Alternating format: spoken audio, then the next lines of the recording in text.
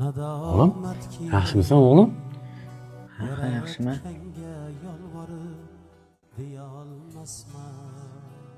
Oyijonim, Lamba o'g'lim.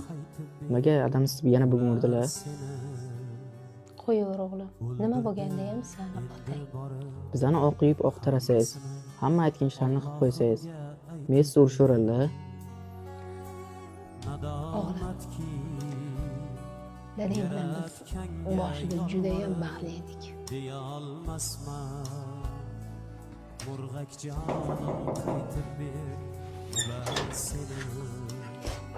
Iya, tinchlikmi? Yangi kuyov kech bo'lganda nima qilib yuribsiz?